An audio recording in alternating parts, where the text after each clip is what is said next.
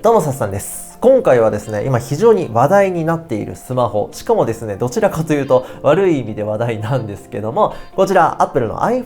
16e についての動画でございます。これね、僕発売日に届くようにね、注文しまして、今日でね、開封して3日目になるんですよ。で、なんでこれ買ったのかというと、もう発表段階、発売前の段階で結構ね、酷評されてたんですね。で、あえてそんなに悪いものなのかっていうのを、ちょっと触りたくなったということでね、僕も買ってみました。で、今手元に僕が今メインで使ってます16 Pro と16っていうのもありますので、それとね、使い比べて触ってみてね、どう感じたのかこの動画で話していきたいなと思います。ということで早速やっていきましょう。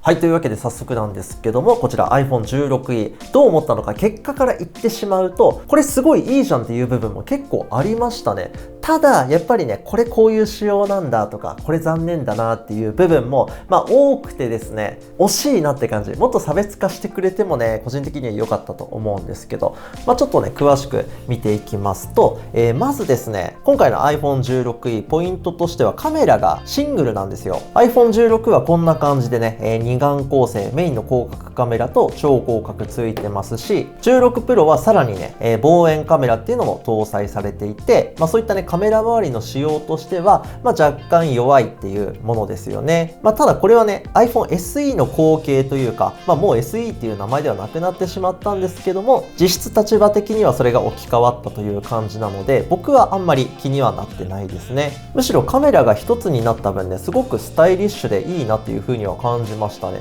特に iPhone 16 Pro となるとちょっとカメラのね主張が強すぎるし、このせいでねやっぱ本体重いっていうのもあったので、カメラねあんまり重視してないっていう人にとっては全然ね問題ない部分かなとは思いました。で、この 16e 本体カラーはね2色になってて、ブラックとホワイトのね2つしか選ぶことできないんですよ。これもねちょっと残念なポイントではあるんですけど、僕はね、ブラック派、だいたいいろんな色展開っていうのがあっても基本ブラックばっかり買ってるのであんま気にしてないですね。16はねホワイト買ったんですけども、やっぱこの2つが人気だと思うんで、そこまでねあんま気にしなくてもいいのかなとは思いました。で、素材についてはこの背面がね、ガラス素材になってまして、サイドがアルミニウム。ここは16と16 Pro 結構差がありまして、16の背面はこれねカラーインフィーズドガラスというものなんですよ。結構ねマットなサラサラした触り心地のガラスになってます。で、プロはですねこれテクスチャードマットガラスの背面という風になってまして、さらにね違うんですよ。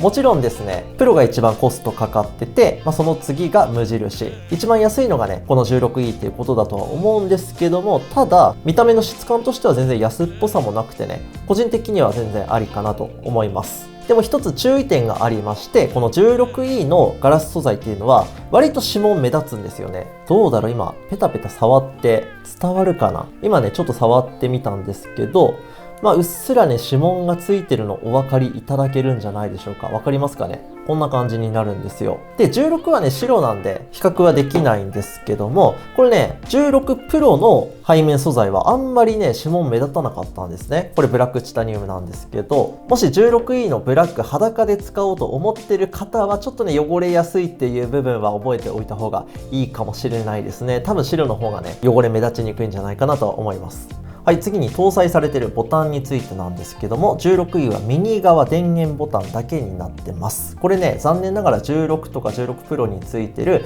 カメラコントロールはね、省略されちゃったんですよね。もしかしたら16とか、16 Pro 使ってる方であんま使ってないという方多いと思いますけど、使ってみたかったとかって思ってる方にとってはねちょっと残念な仕様かもしれないですね。ただ反対側、こっちは音量調整ボタンとアクションボタンっていうのもね、ちゃんと採用されてます。古い iPhone みたいなねマナーモードの切り替えのスイッチではなくてボタンになってるので、いろんなね機能っていうのをこれ割り当てて使うっていうことが可能になってます。で、本体上部はね特に何もついてなくて、底面にはスピーカー、マイク、そして充電端子、これは USB Type-C になってます。転送速度については16と一緒ですね。 USB2 という規格で転送速度ね遅いです。16 Pro は USB3 っていうね、規格になっていて、そこは差別化されてます。続いてこの3台のサイズと重量について、これねサイズはほとんど差はないです。ただ重量が結構違ってまして、実測値としてはこんな感じですね。カタログスペックはね、違うんですけども、僕の手元にある端末の重量はこんな感じになっております。で、僕がね、今メインで16 Pro 使ってるっていうのもあってですね、それに比べるとやっぱり軽く感じはするんですが、意外とね、無印とはほとんど差はないんですよね。これカメラがね、一眼になってたりとか、カメラコントロールついてるのに、そんなに重量違わないんで、そこはね、ちょっとがっくりというか、意外と重いんだなと思いました。さっきも言ったようにね、プロに比べると軽いんですけど、めちゃくちゃ軽いとは思わなかったですね。はい、次にディスプレイについてですね、この 16E はディスプレイ上部が昔の iPhone みたいなノッチデザインとなってます。これもね、ちょっと残念に感じてる方いるかもしれないですね。最近の iPhone はですね、上部ダイナミックアイランドね、搭載されていて、正直ね、このダイナミックアイランドの機能がすごく便利に感じるかというと、僕はそういうわけではないんですけども、ただ見た目がね、すごくスタイリッシュに見えるので、なんか今このノッチデザインを見ると若干古臭く感じるというか、ボテッとした印象を受けてしまうので、本体デザイン自体がスタイリッシュなので、ここはね、ダイナミックアイランド採用してほしかったなっていう感じですかね。それとベゼルについて、これね、多分厚み一緒なのかな。僕の目で見ると若干ね、16E の方がベゼル厚く感じますね。どうですかね。ちなみに16 Pro はね、ベゼルが狭くなってるので、比べてみるともう全然違います。これもコスト的に仕方がなかったんでしょうけど、ダイナミックアイランドと同じでね、本体せっかくスタイリッシュなのに、ここはね、ちょっと残念に感じたポイントですね。はい、次にディスプレイのリフレッシュレートについてですね、最近のスマホね、Android も合わせるとかなり 120Hz 対応のもの増えてきてはいるんですが、iPhone はまだプロだけがね、120Hz プロモーション対応してまして、無印と今回発売になった 16E もね、まだ 60Hz なんですよ、最大が。で、僕はですね、普段スマホであんまりゲームやんないんですね。今やってるものといえばポケポケぐらいなんで、別にリフレッシュレートなんて気にしなくてもいいでしょって思ってたんですけど、でもね、この16 Pro をメインで触ってて、そっからね、やっぱ他の iPhone 触ると、ちょっとカクカクだなっていう風に感じるんですよ。皆さんどうですかね。今動画見てる人ね、どのぐらい気になるのかとか教えていただけますと幸いです。個人的にはちょっとカクカクするなっていうのはわかるんですけど、実際の操作にはそんなに影響がないからいいかなとは思ってます。はい、次に搭載されているチップについて、これもこの3台でね、差別化されていて、プロはね、差別化されてて当然というか、値段が高いんでね、違って当たり前かなと思うんですけども、実はね、無印と 16E でもね、これ差別化一応されてるんですよ。搭載チップについては、プロが A18 プロチップ、無印と 16E はどっちもね、A18 チップというのを積んでるんですね。じゃあ一緒じゃんってなるかもしれないんですけど、実は GPU のコア数にね、差がありまして、無印は5コア、16E の方は4コアになってます。この3台でベンチマークテストもしてみたんですけども、まずはアンツツですね。3台のスコアがこんな感じになりました。やっぱりね、16 Pro が一番高いと。トータルのスコアで言うと、そこから10万ぐらい低いのが無印。で、さらにそこから30万ぐらいね、16E の方は低くなったんですよ。これがね、ちょっと驚きというか、GPU にね、差があるのは、仕方がないかなと思ったんですが、意外とね、CPU のスコアにね、差が出てたんですよね。で、次に 3D マークも回してみたんですけども、これもね、一番スコア高かったのが16 Pro ですね。1658のアベレージフレームレート 12.3。次が無印16ですね。スコアが1480、アベレージが 11fps。で、最後が 16E で、スコアが1059のアベレージスコア 7.8 ということでですね、これも結構差があったので、同じチップを積んでるから、無印とあんま変わんないでしょっていう風に思ってるとですね、意外と性能に差が出るので、別にスマホで重いゲームとかしないとかっていう方であればいいと思うんですけど、できるだけね、快適にゲームしたいとかっていう方であれば、やっぱり無印とか、できれば16 Pro の方がね、快適かなとは思います。ただ僕はさっきも言ったように、スマホゲームというものはね、普段ほとんどしないので、その上で不自由感じるとか、動作もたつくなとか、そういったことは一切なかったです。全然僕にとっての性能は 16E で十分だと思いました。っていうのと、まだ日本国内ではサービス始まってないんですが、Apple Intelligence はね、16E でも使えるので、本当にね、重い作業をするっていう方でなければ、性能的には十分かなと思います。はい、次にバッテリーと充電の仕様について、ここまでの比較でね、やっぱり値段が安いので、16位スペック的にはほぼ全ての点でね、この3つの中で一番下っていう感じにはなってたんですけども、バッテリー持ちだけはですね、これ無印よりも16位の方がいいんですよ。無印はビデオ再生の最大時間22時間のところ、16位はね、最大26時間なんですよね。本体サイズと重量ほぼ同じなので、これはね、結構嬉しいポイントかなと思いました。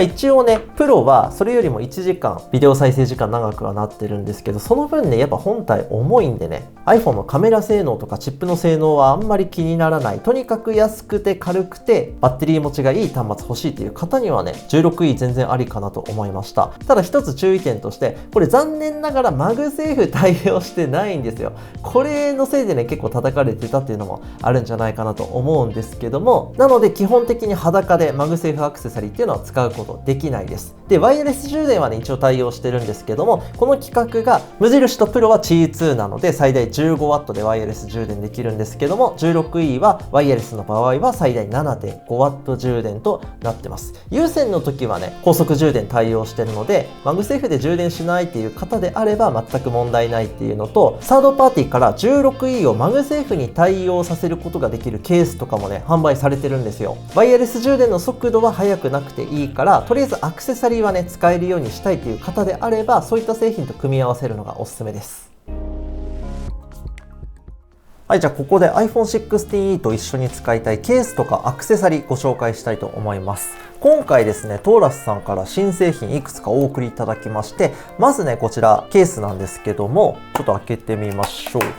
よいしょ。はい、こちらがですね、トーラスの O スタンド R フィットネスっていうケースになってまして、トーラスのね O スタンド R といえばこういったね背面にリングを内蔵しているね、使い勝手が良くてすごく人気のモデルなんですけども、この O スタンド R フィットネスはそのアップグレードモデルとなってるんですよ。変更点としてはこの側面ドットデザイン採用しているっていうのと、あと形もねちょっとこう丸みを帯びてるのお分かりいただけるんじゃないでしょうか。これによってねすごく持ちやすくなってるみたいなんですよ。 iPhone 本体はこれね結構角張ったデザインになってるんですね。なので持った時にフィット感っていうのは正直そこまで高くないんですよ。でもこのケースを取り付けると一気にねこれフィット感が上がってすごくね持ちやすく感じますね。それと背面のリングについても従来の O スタンド R と違って、ちょっと抵抗感がね上がってるっていうのと、回した時にねカチカチ感があるんですよ。抵抗感が増したおかげでね勝手に回るのを防いでくれたりとか、あとはカチカチ感のおかげでねちょっと調整しやすくなってるような気がしますね。やっぱりこういう風なねリングがついてるとすごく便利なんですよ。寝ながらねスマホを使っててもこうやって指を通しておけばうっかりね顔に落としちゃうとかっていうことなくなりますし、いつでもどこでもこのリングを起こしてスタンドにしてね動画見たりとかできますし、もちろんリング収納した状態であればワイヤレス充電も可能になってます。 iPhone 16E 自体はねマグセーフ非対応なんですけど、このリングを使うことによってねマグセーフ充電スタンドとかにくっつけて充電するってことも可能になってます。ケースの素材は全体的にマットな質感になってまして、一応ねこの iPhone 背面のリンゴマークも軽く透けてるような感じですね。これがまたおしゃれですよね。で今回お送りいただいたケースのカラーはブラックなんですけど、意外とねこれ指紋も目立たないんですよ。どうですかね。結構手でペタペタ触ったりしてもそんなに汚れ目立ってないんじゃないかなと思いますね。はい、次にこちらがトーラスのグラスゴーウルトラというガラスフィルムですね。これめちゃくちゃね貼るの簡単でいいんですよ。ちょっと貼り付けるところもねやってみたいんですけど、まず付属のねこのウェットティッシュみたいなので画面をきれいにしたら、乾いたクリーニングクロスもあるのでこれで水気を拭き取ります。で仕上げにステッカーを使ってホコリ取り除きます。そしたらこのフィルムスマホにこうガバッとかぶせます。このオレンジのフレームには最初からねガラスフィルムセットされてるんですよ。でこの状態でプルって書いた持ち手手前に引きます。はい。でこの後に画面をベタベタって触るんじゃなくて、ちゃんとねこう貼り付けられるのを待ちます。もしねこういう風にスーって貼り付かない場合は手前ですね、こうやってなぞってあげると空気がね押し出されて、貼り付いていきます。はい、大体くっついたのでこれ剥がします。よいしょ。これで全くずれずにガラスフィルム貼り付けることできたんですけども、若干ね気泡入ってるのお分かりいただけますでしょうか。これはですね付属のヘラを使って空気押し出してあげれば完了とはい、めちゃくちゃ綺麗にね貼り付けることができました。気泡もホコリもゼロですね。でカメラ越しではね伝わらないと思うんですけど、これ貼りやすいだけじゃなくて指のね滑りもいいんですよ。操作性がね非常に優れてるので、特にスマホゲームよくやるっていう方にね結構おすすめできると思います。で今回はフィルム1枚しか使わなかったんですけど、2枚入りになってるので家族とか友達とシェアするっていうのもねおすすめです。はい、そして最後がこちらのモバイルバッテリーですね。ポケットボルト口紅モバイルバッテリーっていうものなんですけども、本体サイズねかなりちっちゃくて軽いです。で他社からも似たようなサイズ感形状のモバイルバッテリーって出てはいるんですけど、これ面白いのがこの部分ですね。これスライドさせるとこれで USB ケーブルをね引っ張り出してスマホにブスッと挿して充電するっていうことももちろんできますし、この端子をね反対にしたままさっきのくぼみに戻してあげるとこんな感じでね直接モバイルバッテリーから端子が出てるような状態で使うこともできるんですよ。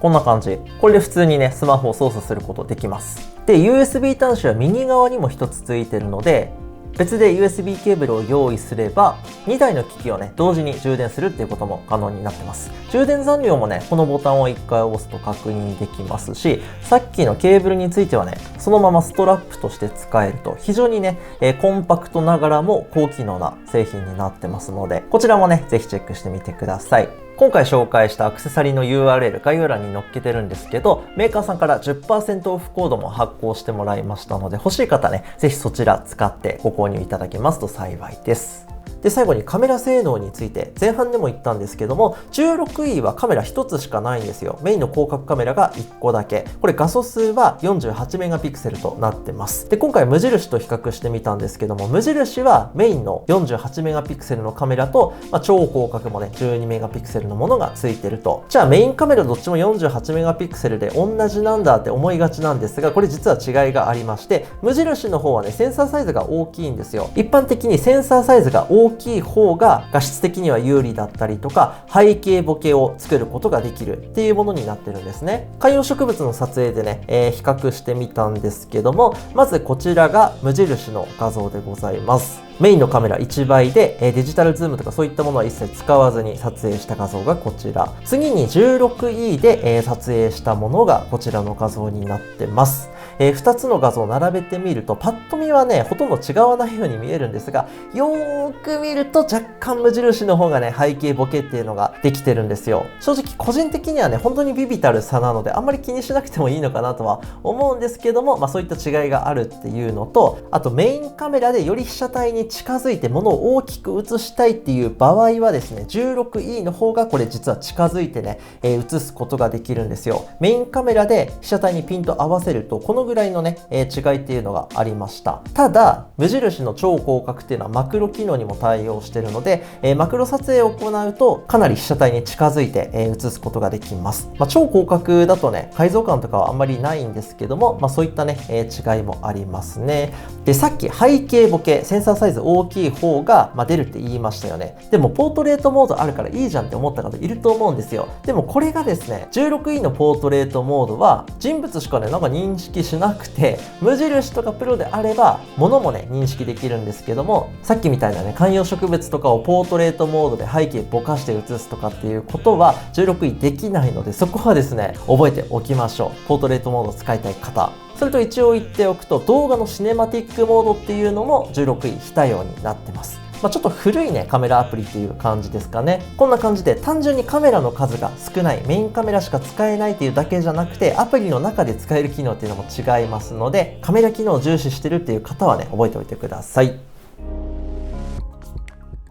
はい、という感じでなんか使ってみた感想っていうか16プロとの違いの説明みたいになっちゃったんですけど、最後にね本当に言いたいこと言わせてもらうと、このね端末のデザインはすごくスタイリッシュミニマルでね、いいと思ったんですよ。この背面デザインの話は。たださっきも言ったようにこのディスプレイのね、ノッチデザインがちょっとボテッとしてたりとか、このねベゼルが、無印と同じでね太さがあって、こっち側の見た目があんまり良くないんで、せっかくねなんか背面いい感じの見た目になってるので、そこもね追求してほしかったし、あとねマグセーフ別に省略する必要あったんかっていうね、コストダウンっていう意味なのかもしれないんですけど、そこ残念っていうのと、それと端末のサイズについて、無印からちょっと機能を落としてちょっとだけ安くしただけみたいな、中途半端な立ち位置になっちゃってて、そうじゃなくて本当に SE の後継みたいなちょっとちっちゃめのサイズ、12ミニとか13ミニみたいな感じでこれ出てたら、世間のイメージも違ったんじゃないかなと思いますし、僕自身もねそっちの方が欲しかったなと思うんですよ。 SNS とか見てても 16E 買うんだったら別に無印でよくねみたいに言ってる人非常に多いと思うんですよ。僕もねそんな気はしますので、なんかもうちょっとね何かに特化して欲しかったなとは思っちゃいました。ただ何回も繰り返しにはなっちゃうんですけど、この背面のね、見た目のミニマルさ、これはねすごいいいなと思いましたし、一応最新のチップ搭載で Apple Intelligence 使えて、一番容量が小さいモデルであればギリね、10万円以内で買えるということで、もうどうしても iPhone をできるだけ安く使いたいんだっていう方であれば、ありなのかなっていう感じですかね。僕の感想はこんな感じだったんですけども、もしよろしければ皆さんもですね 16E どういう風に感じているのかコメント欄で教えていただけますと幸いです。こんな感じで普段からガジェットについてのレビュー動画たくさんアップしてますので、ぜひチャンネル登録して応援していただけますと嬉しいです。というわけで今回は以上、次回の動画でまたお会いいたしましょう。バイバイ。